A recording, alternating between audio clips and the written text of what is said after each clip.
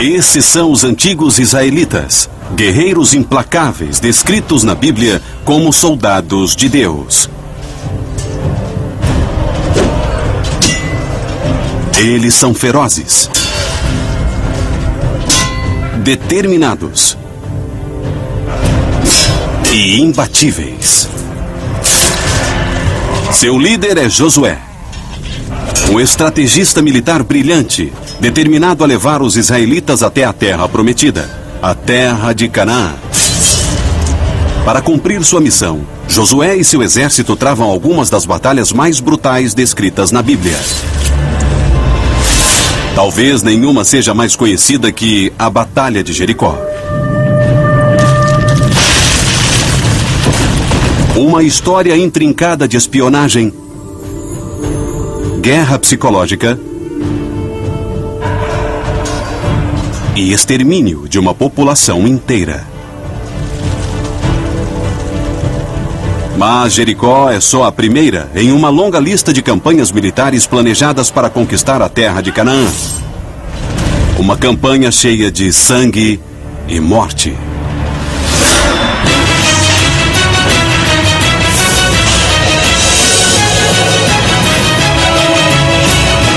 Batalhas antes de Cristo. Josué, a matança épica. O poder militar de Josué é primeiro descrito na Bíblia durante a grande campanha do Êxodo na saída do Egito no século 14 a.C. Logo depois dos israelitas terem atravessado o Mar Vermelho, eles são encurralados por um grupo cananeu chamado de Amalequitas. O líder israelita na época era Moisés.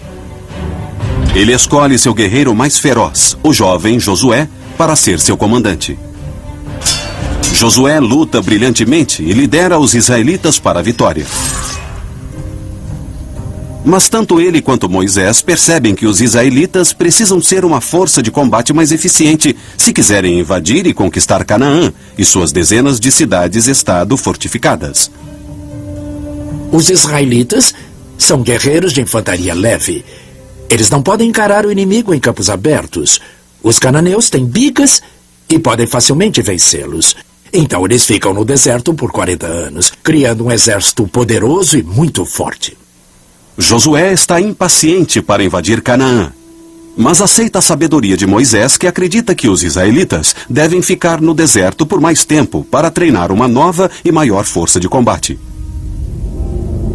Depois de 40 anos, o contingente do exército cresce para 8.000. Uma força que agora vai ter o seu momento. O primeiro passo é deixar o acampamento em Cádiz Barneia. As cidades muradas de Canaã bloqueiam a rota pelo norte. Então Moisés e Josué lideram 35.000 homens, mulheres e crianças para o sul. E depois para o leste, até o Vale do Jordão. Os israelitas passam tranquilamente pela terra dos Edomitas e dos Moabitas. Mas logo encontram uma tribo não amigável, que se recusa a deixá-los passar: os Amonitas. Nesse primeiro teste do exército israelita recém-treinado, Josué mostra que não perdeu sua habilidade militar e lidera o exército até a vitória.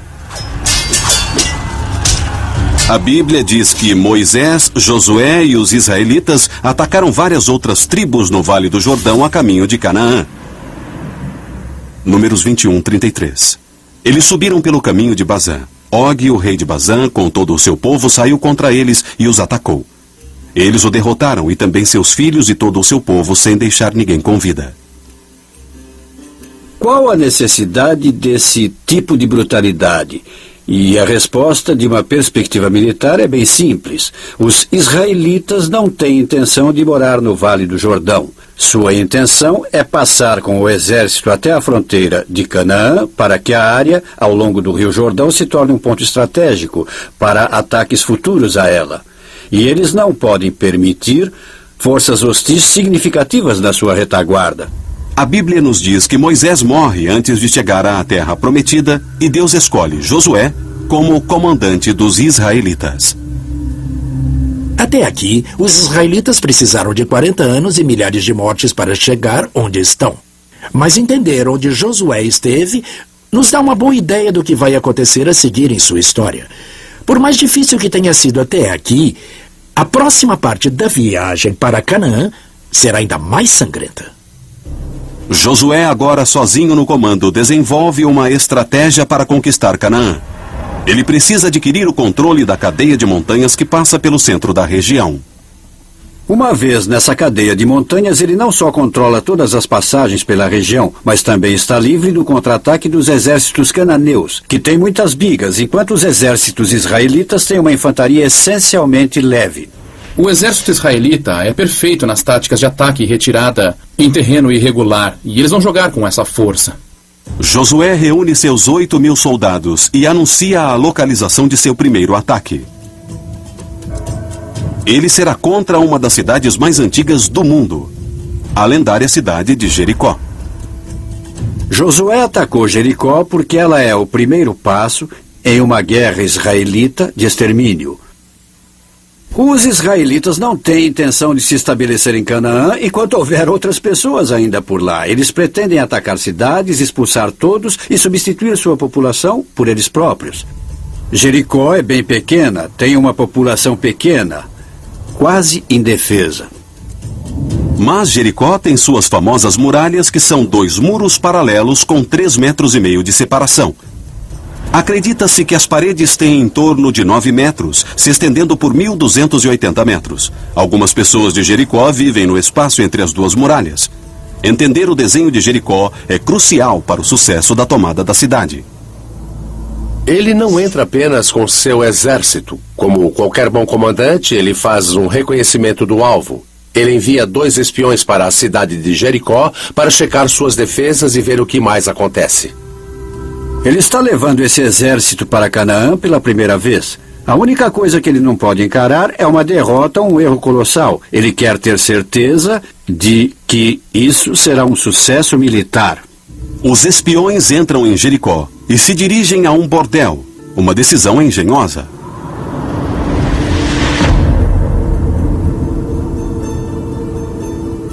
A escolha de uma pensão ou uma casa de prostituição é absolutamente brilhante. É uma cidade pequena, os estranhos são imediatamente reconhecidos. O único lugar onde eles poderiam estar sem se esconderem seria numa casa de prostituição. Também é onde se fala muito, e muita fofoca pode ser ouvida sobre as disposições de tropas, as formas de combate e etc. Eles encontram uma prostituta que concorda em ajudar. Seu nome é Raabe. Raabe conta aos espiões israelitas sobre a situação de Jericó. E o que fica bem claro é que eles têm um moral muito baixo. As histórias das grandes matanças durante a campanha jordaniana chegaram aos seus ouvidos. Então eles estão morrendo de medo de serem atacados. A Bíblia diz que Raabe mora entre as 2 muralhas paralelas. Isso é importante porque, como veremos, há alguns que acreditam que a localização do apartamento de Raabe é a chave para o desenrolar da Batalha de Jericó. Agora anoiteceu e os espiões israelitas estão prontos para sair de Jericó e levar o relatório de inteligência a Josué. Mas seu disfarce é descoberto. O serviço de inteligência do rei de Jericó descobre que espiões israelitas estão na cidade e os rastreia até o apartamento de Raabe. Eles exigem que ela entregue os 2 espiões israelitas. De acordo com a Bíblia, Raabe acoberta os israelitas. De fato, esses homens vieram aqui, mas eu não sabia de onde eram. À noite, ao fecharem a porta da cidade, eles foram embora, não sei para onde. Vão atrás deles. Certamente os alcançarão. Parece que eles ficam satisfeitos com essa explicação. Imagine-se que eles fariam uma busca, mas dada a profissão de Raabe, ela devia ser bastante persuasiva. Então, onde estariam os espiões? A Bíblia diz que ela os escondeu no telhado. Cobertos pela noite, os espiões escapam da cidade e voltam para Josué. Mas antes de irem, eles dizem a Raabe: por ter nos ajudado, quando houver o ataque à cidade, queremos que você e sua família sejam poupados. E para sabermos que essa é a sua casa, Pegue um cordão vermelho, amarre na janela e nenhum mal acontecerá a você ou à sua família. Raabe amarra o cordão vermelho na janela e os espiões descem por uma corda para fora da muralha. Os homens relatam a Josué informações importantes. A pequena população de Jericó está aterrorizada e, portanto, vulnerável. A informação dá a Josué a confiança de que agora é hora de atacar a cidade.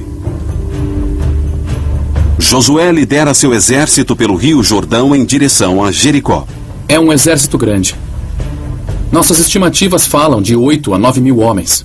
Um dos maiores exércitos que já foram postos em campo em Canaã. Dentro das muralhas, os cidadãos estão apavorados. Aí vem o exército que eles sabem que matou todo mundo a caminho do Vale do Jordão.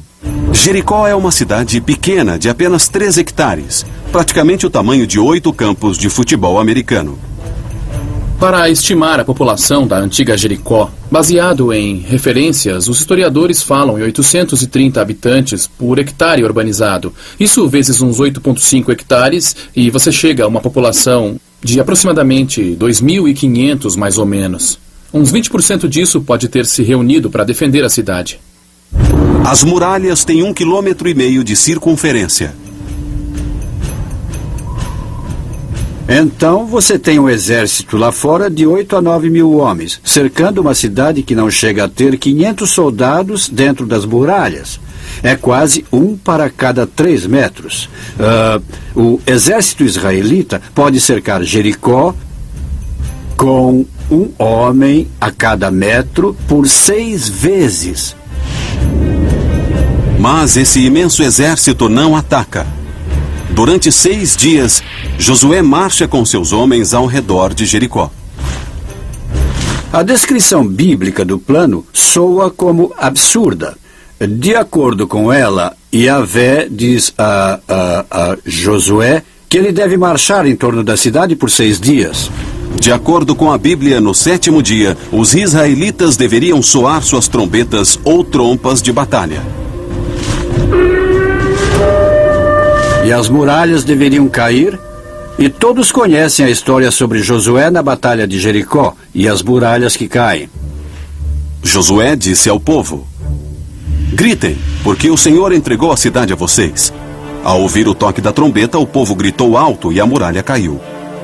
Os homens entraram e tomaram a cidade. As muralhas caíram e as defesas de Jericó também. É um milagre ou há uma outra explicação? As muralhas de Jericó ruíram.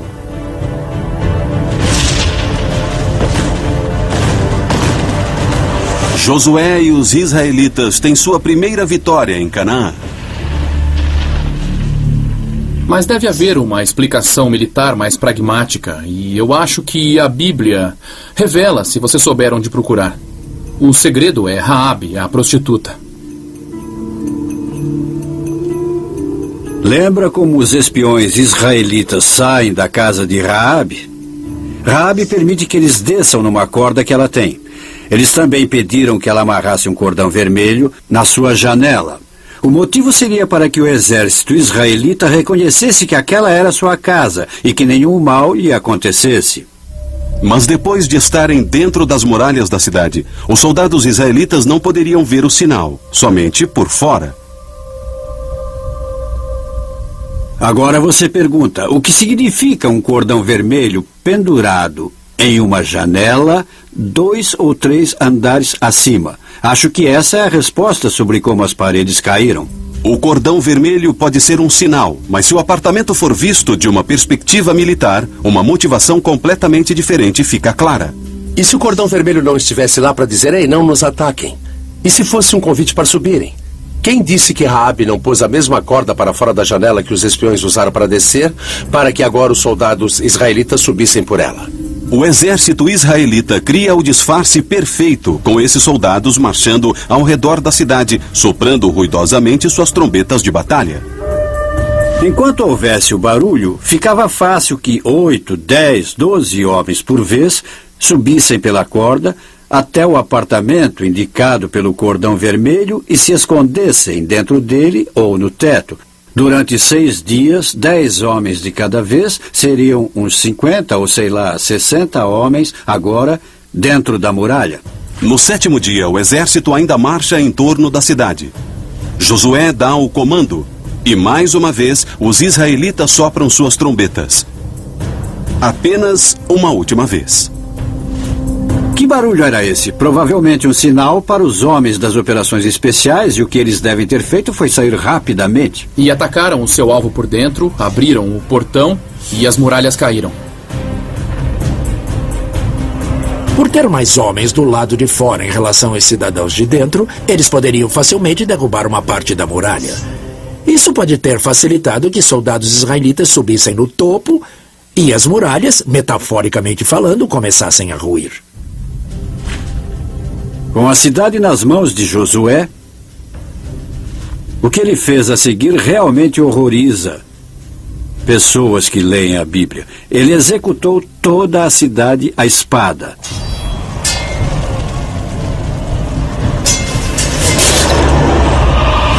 O termo em hebraico é Kohanesema. Se aproximar da cidade e matar tudo que tiver vida. O massacre é corpo a corpo.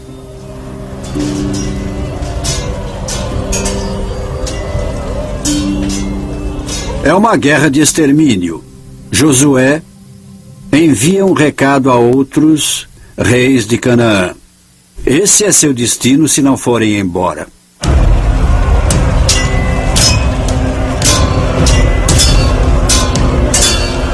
Eles matam todos os homens, todas as mulheres, todas as crianças,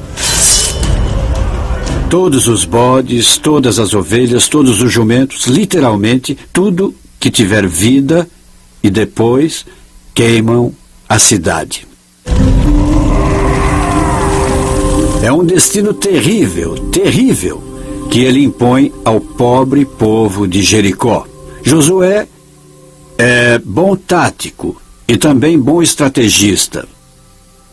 Mas dá para suspeitar também que ele seja um homem intoxicado por Deus. Ele está disposto a impor esse horror a uma população completamente inocente para alcançar objetivos não só militares, mas talvez para alcançar a promessa de Yahvé, de que você deve ir à terra de Canaã e tomar as cidades que eu deixei a vocês como herança. E o preço da herança, em termos humanos, é muito alto. Mas o derramamento de sangue só começou. Josué destruiu Jericó principalmente por motivos psicológicos. Seu próximo alvo será estratégico. A cidade de Betel, 16 quilômetros ao norte da moderna Jerusalém, controla uma importante passagem para dentro das montanhas. Daqui, Josué pode começar a controlar a área central da montanha de Canaã. Betel representa um dos poucos lugares na montanha onde uma força invasora pode se consolidar. Então eles precisam dessa passagem para que Josué possa pôr o resto de sua estratégia em andamento, podendo se mover pelas próprias montanhas em ambas as direções e neutralizar todas as cidades cananeias. Antes dos 8.000 homens de Josué seguirem adiante, ele envia uma pequena força de reconhecimento a Betel. No caminho, eles passam pelas ruínas de uma cidade chamada Ai. Ai foi uma cidade altamente fortificada uns 1000 anos antes. Mas durante o período de Josué, ela estava em ruínas. A ruína tem um importante papel na próxima fase da conquista de Josué. A equipe de reconhecimento de Josué afirma que Betel e Ai serão facilmente vencidas. Eles aconselham que ele não envie todo o exército lá em cima na ruína, porque não há necessidade. Confiando na informação, Josué envia apenas um pequeno grupo de aproximadamente 600 homens até Ai. Ele não faz ideia de que o exército de Betel está escondido nas ruínas. Em Ai, Josué comete um dos seus poucos erros. A função do pelotão de reconhecimento é relatar a situação no local e não dar sugestões operacionais. Enquanto o resto do pelotão fica de fora, uma pequena equipe de reconhecimento entra nas ruínas.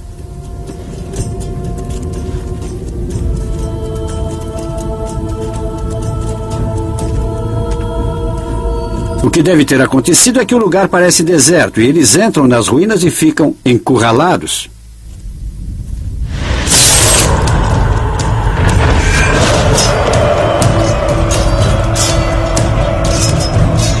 A maior parte da equipe de reconhecimento é morta. O resto do pelotão israelita fora das ruínas entra em pânico e parte em retirada.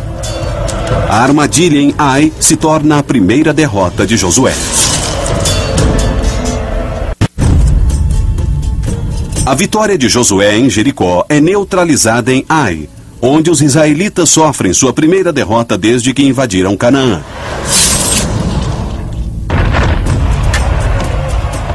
Um pequeno pelotão de soldados israelitas é encurralado e morto por um grupo cananeu chamado de Betelitas. É interessante o que Josué faz ou o que se passa em sua mente na hora. Ele está preocupado. Não tanto com a pequena derrota no campo de batalha, mas está mais preocupado com o efeito disso na psicologia dos cananeus. Ele tinha destruído a cidade de Jericó para espalhar uma onda de terror pelas cidades cananeias, e agora suas próprias forças foram vencidas. Então a Bíblia nos diz que sua preocupação era perder essa vantagem psicológica, e para compensar, ele rapidamente decide partir para o ataque. Na manhã seguinte, Josué mobiliza todos os seus 8.000 homens e marcha com eles para Ai. A marcha de Josué leva a maior parte do dia, chegam ao entardecer e ficam numa posição atrás de umas colinas ao leste das ruínas. Entre o exército de Josué e Ai, há um vale raso em forma de uma cela. Josué arma o acampamento israelita de forma que fique fora da vista dos betelitas. Depois de observar pessoalmente as ruínas, ele entende como seus homens foram cercados. As ruínas de Ai formam um campo de batalha caótico. 5,5 hectares de escombros entre um muro derrubado. É uma confusão de ruínas e de prédios demolidos. Um território perfeito para emboscadas. Estava como a cidade de Faluja, depois que os fuzileiros acabaram com ela. Você podia ver que a vantagem tática era poder espalhar suas tropas. Até mesmo um pequeno número de soldados naquele meio urbano, onde eles poderiam tirar vantagem dos escombros. Isso significa que seu adversário não pode dispor seu contingente em batalha como pode em campo aberto. Ele tem que se afunilar em pequenos corredores, onde estariam sujeitos ao combate corpo a corpo. Josué põe um novo plano em andamento. Um plano que mostra seu brilhantismo tático. Será uma farsa que levará os betelitas a cometerem um disparate militar.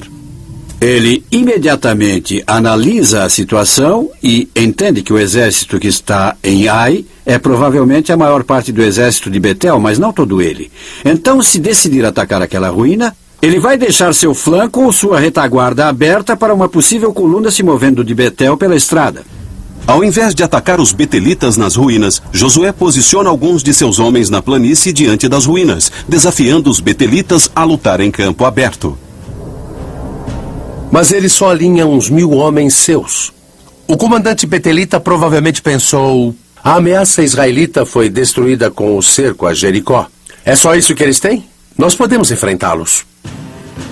Mas o que o comandante betelita não sabe é que Josué deixou vários milhares de soldados fora de vista atrás das colinas. Ele também reuniu uma outra força de operações especiais de alguns milhares do outro lado de Betel. Convencidos de que seu exército de 2.500 homens pode facilmente derrotar essa pequena força israelita que está diante deles, os betelitas tiram a maior parte de seus guerreiros das ruínas e os levam para a planície. Abrindo mão da vantagem tática da defesa nas ruínas, onde eles teriam a oportunidade de emboscar e fazer um combate corpo a corpo. Os dois exércitos combatem em campo aberto.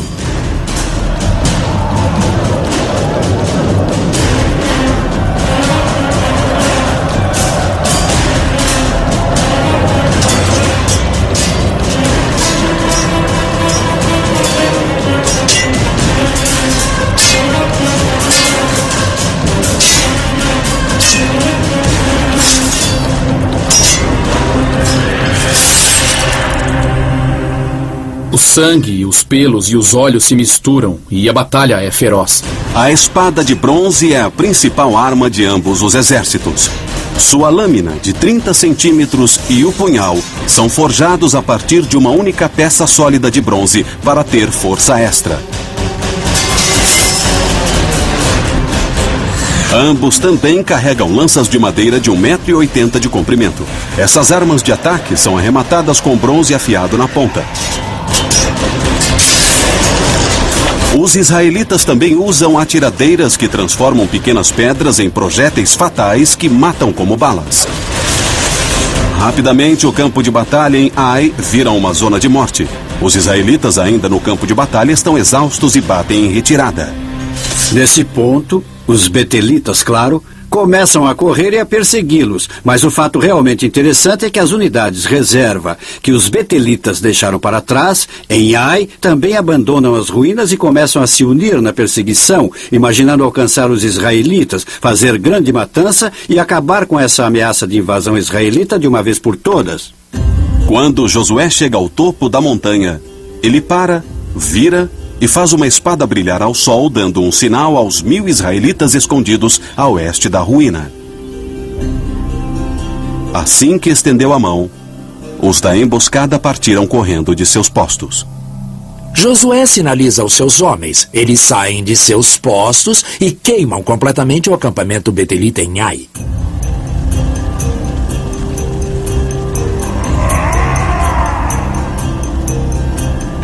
Agora, os betelitas em terreno aberto olham para trás e seu acampamento está em chamas. Eles percebem que também foram pegos por trás. Mas Josué não terminou. Ele dá outro sinal. Dessa vez para o grupo principal de seu exército, por volta de 5.000 soldados. Eles esperavam atrás da serra. Dá para imaginar o terror dos soldados betelitas quando, de repente, um grupo enorme de 4 a 5.000 soldados que estavam escondidos até então aparece nos limites do vale e começam a lutar junto com as forças de Josué, que se viraram, se reuniram e começaram a atacar para baixo. Os betelitas são capturados entre duas forças israelitas. Sendo apenas 1/3 do contingente inimigo, os betelitas são encurralados e mortos.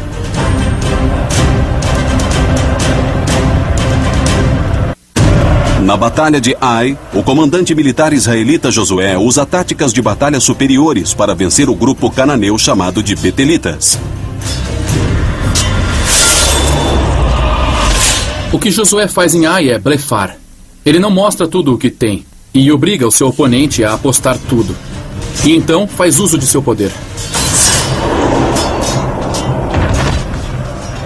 Vamos ver na vida de Josué essas indicações de um tático brilhante, de um indivíduo, um estrategista, um homem que tem um pulso firme na realidade militar.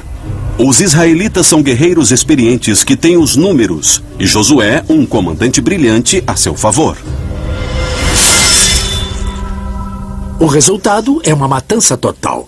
Os betelitas são rapidamente cercados e são massacrados. Josué ordena o extermínio de todos eles. E mais uma vez, você vê o que ele faz, o que Josué está fazendo. Sabe, é uma história muito cruel. Mas ele tem um propósito duplo aqui. Primeiro, ele quer retomar a vantagem psicológica instaurando o terror dos reis cananeus remanescentes. E depois, ele não pode simplesmente permitir que as forças betelitas continuem atrás de sua linha de comunicação. Eles todos têm que morrer e todos morrem. E isso inclui o rei betelita, que é capturado vivo. Josué ordena que seus homens levem o rei aos portões de Betel, onde ele é enforcado. Ele enforca o rei em uma árvore e o deixa lá até a noite. Com a execução pública do rei betelita e seu exército destruído, a cidade estratégica de Betel se rende. O brilhantismo tático de Josué fica claro na batalha de Ai. Se ele tivesse apresentado seu exército inteiro diante da cidade, os betelitas nunca sairiam e o enfrentariam em campo aberto. Eles teriam visto claramente que eram minoria e que seriam destroçados na cidade. E ele seria enredado em uma longa batalha lenta e desgastante. E isso era algo que Josué não poderia arriscar. Ele não poderia arriscar perder tempo e nem homens. Josué agora ganhou iniciativa estratégica e iniciativa tática. Ele destruiu Jericó, liderou com sucesso seu exército até que tomasse a abertura para a cadeia de montanhas que atravessa Israel longitudinalmente, e ele também retomou a vantagem psicológica mais uma vez. Ele pôs medo nos corações dos reis cananeus, cujos reinos se localizam na cadeia de montanhas, principal alvo estratégico das operações militares de Josué. O próximo passo de Josué é diplomático. Ele convence tribos cananeias nas montanhas a se aliarem aos israelitas. Essas são tribos que estão armadas com suas próprias forças militares, assim como os israelitas, e estão fora da influência das cidades-estado cananeias. Isso soa para ele como enorme vantagem militar. Primeiro, agora ele pode se mover pelas montanhas, pelo menos para o norte, sem ter que lidar com essas tribos, porque elas agora são aliadas. Em segundo, elas tornaram a logística dele mais fácil. Elas também tinham suprimento de flechas, também tinham colheitas e animais que poderiam fornecer. Eles não têm nenhum ganho, claro, protegendo os estados cananeus. Então entram para o exército de Josué como mercenários. Usando dados populacionais, podemos estimar que o exército de Josué em Jericó era de uns 8.000 homens. E apesar da Bíblia não nos dizer quantos homens foram acrescentados, não seria estranho que fossem ao menos 3 ou 4 mil. Então você tem uma força militar com um contingente de aproximadamente 12.000 soldados. Com o exército fortalecido, Josué marcha até seu próximo alvo, Gibeão. Uma cidade murada montanhosa localizada estrategicamente. Gibeão controla uma passagem importante de leste para oeste e uma grande rota de comércio de norte a sul. É aí que Josué ganha sua guerra psicológica. A notícia da matança em Jericó e em Ai chegou a Gibeão. A Bíblia diz que eles estavam morrendo de medo. Eles sugerem a Josué que não há necessidade de uma batalha, que eles se tornarão seus aliados. O plano de Josué está se encaminhando. Ele fecha um pacto com Gibeão e une sua força de combate à dos israelitas. Juntos, eles cortam importantes rotas de comércio cananeias no centro da cadeia de montanhas da região. Essa não é uma situação que os reis cananeus podem tolerar por muito tempo. Então, o rei Jebuseu de Jerusalém, Adonisedeque, envia uma mensagem aos outros 5 grandes reis da região para que se unam contra Gibeão, e os 5 e os exércitos de todos os 5 reis começam a convergir para Gibeão. Eles começam a rodeá-la e fecham o cerco. Os 5 reis cananeus comandam uma força combinada de aproximadamente 15.000 homens. Eles são um exército poderoso de infantaria bem armada e bigas. Poucos armados e cercados, os gibeonitas enviam uma mensagem a Josué sobre o cerco. Os gibeonitas mandaram dizer a Josué no acampamento em Gilgal: não abandonem seus servos. Venham depressa nos salvar, pois todos os reis amorreus que vivem na serra se reuniram contra nós. Josué honra o pacto. Passaram-se apenas 2 meses da batalha de Ai, mas a máquina militar israelita está em ação novamente. Eles começam uma marcha noturna de 29 quilômetros em um dos terrenos mais acidentados de toda a Canaã. De Gilgal a Gibeão, você sobe 450 metros de altitude. E estamos falando em movimentar muita gente, umas 12.000, em um terreno rochoso. Fazendo isso com comando e controle para levar esse grupo até uma posição em que possa atacar, conseguindo assim uma surpresa tática. Em algum ponto no meio da noite, os israelitas chegam ao lado leste de Gibeão. Para entender o que está havendo, você tem que entender o tipo de topografia em que Gibeão está localizada. Gibeão está localizada num vale, mas no centro do vale há um outeiro e a cidade fica localizada nesse outeiro. Os exércitos cananeus unidos cercam Gibeão no vale abaixo. O exército de Josué chega por trás das colinas próximas de Gibeão por volta de umas 3 da manhã.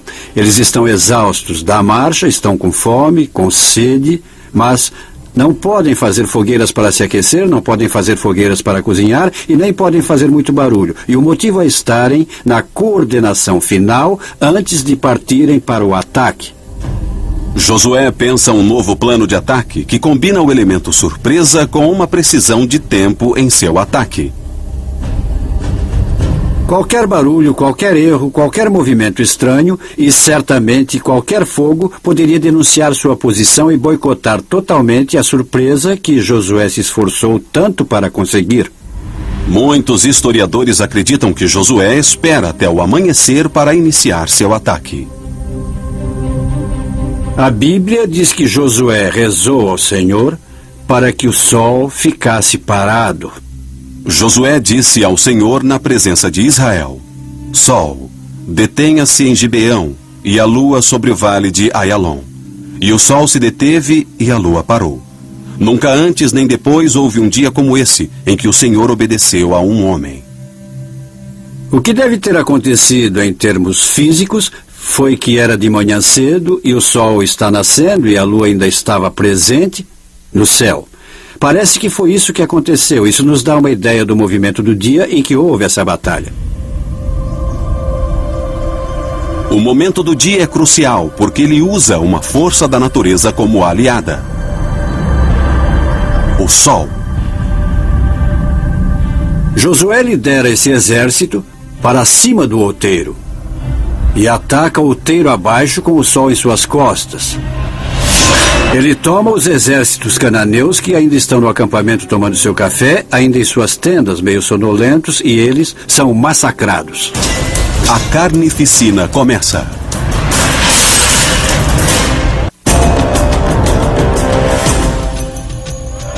Amanhecer. Josué e o exército israelita atacam as forças cananeias próximas à cidade de Gibeão. Aí vem 12.000 israelitas aos gritos descendo a colina a toda velocidade. Você pode imaginar os soldados cananeus acordados pelos gritos de batalha do lado de fora de suas tendas. Sem armaduras e sem armas, eles tentam recobrar os sentidos até serem cegados pelo sol baixo, brilhando em seus olhos. E no meio de toda essa claridade, há somente espadas israelitas. Os cananeus estão desarmados, sonolentos e temporariamente cegos. Josué deixou o inimigo sem defesas.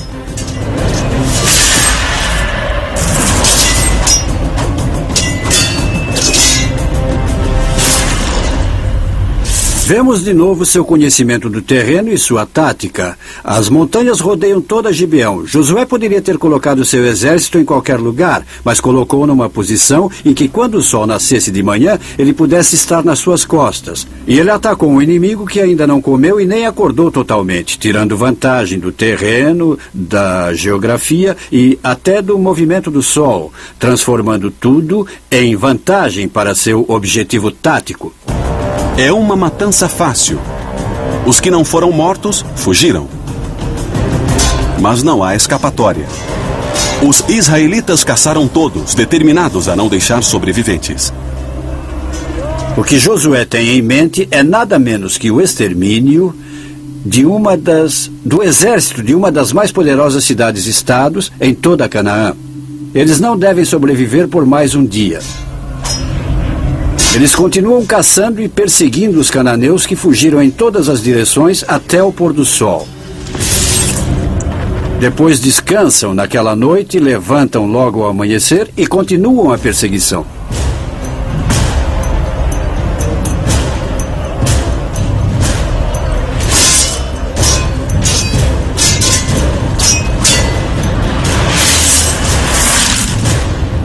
Estamos falando de uma infantaria que se moveu por 48 quilômetros em 48 horas, 2/3 desse tempo, envolvidos em combate. É um grande feito militar para qualquer força militar, até mesmo uma moderna. Mas ver isso executado nos tempos da Bíblia dá mesmo a sensação de como Josué era um comandante militarmente sofisticado. É simples, basta ver que ele lutou uma das maiores e mais estudadas batalhas da história do mundo. É uma vitória estratégica crucial para os israelitas e um momento decisivo na invasão de Josué a Canaã. Nesse momento, Josué já tinha alcançado muitos dos seus objetivos estratégicos. Ele está no controle da maior parte da cadeia de montanhas. Ele também já fez acordos ou destruiu a maior parte das cidades-estado cananeias. Então, Josué foi bem-sucedido em grande parte.